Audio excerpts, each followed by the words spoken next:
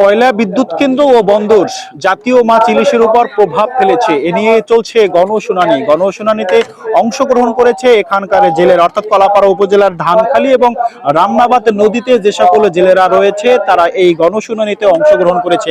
তারা দাবি করছে তাদের পরিবার পরিজন নিয়ে একটা সময় খুব ভালোভাবেই জীবন যাপন করত, কিন্তু সময়ের বিবর্তনে সেই ইলিশ এখন উধাও হয়ে গেছে। একটা সময় কিন্তু ইলিশের স্বর্গ হিসাবে ছিল এই কলাপাড়া উপজেলা। বরিশাল বিভাগে 67.5% পর্যন্ত ইলিশ বাংলাদেশ কিন্তু দিয়ে থাকে, কিন্তু সেই সময়ের বিবর্তনে কিন্তু এখন এই ইলিশ উধাও হয়ে গেছে। ইলিশ এখন কিন্তু এই রামনাবাদ নদী, পায়রা বন্দর নদী এবং আন্ধারমানিক নদীতে ইলিশের উপস্থিতি নেই বললেই চলে। অর্থাৎ জেলেরা যে একসময় 5 থেকে 10 কেজি ইলিশ কিন্তু তারা পেত এই নদীতে, সেই জায়গা থেকে কিন্তু এখন তারা 2 কেজি তো দূরের কথা, একটাও কালে ভদ্রে পায় না। ফলে এ সকল জেলেরা রয়েছে অর্থ কষ্টে। তারা যেমনটা জানিয়েছেন যে তারা এই পায়রা বন্দর এবং তাপ বিদ্যুৎ কেন্দ্র যদি তারা এই তাদের ক্ষতিগ্রস্ত হয়েছে তারা, এবং সেই জায়গা থেকেই কিন্তু আমাদেরকে তারা জানিয়েছেন। এখানকার জেলেদের সাথে কথা বলছি, তারা যেমনটা জানিয়েছেন যে তারা দীর্ঘদিন পর্যন্ত তারা এখানে যুক্ত ছিলেন এই জেলে পেশার সাথে, কিন্তু সেখানে কিন্তু তারা আজ মাছ পাচ্ছেন না।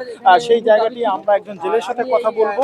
আজ দেখি জেলে ভাই কি বলছেন, আপনারা এই যে মাছ পাচ্ছেন না কি মনে করছেন বলে? মাছ তো পাইতেছি না, ধরেন এখন তো এই নদীতে মাছ অনেক কম। তারপর এই জাহাজ চায়, জাহাজে তৈল হেলায়, এমন বিষাক্ত জিনিস ফালায়, মনে হয় পানির মধ্যে 8-10 দিন ভাসে, একটা ফেনা হয়ে যায়। ফেনা হয়ে যাওয়ার কারণে এই মাছটা এদিকে আইতে পারে না। এই মাছটা সাগরে গভীর পানিতে থাকে। তা আমার বলতে ছোটো ছোটো বোট নিয়ে তো গভীর পানিতে যাওয়াটা সম্ভব না। এই জন্য তো আমরা মাছটা পাইতেছি। আপনারা যেমনটা বলছিলেন যে জেলে ভাই যে আসলে তারা বন্দর কারণে কিন্তু এই সাগরের নদী পানি নষ্ট হচ্ছে।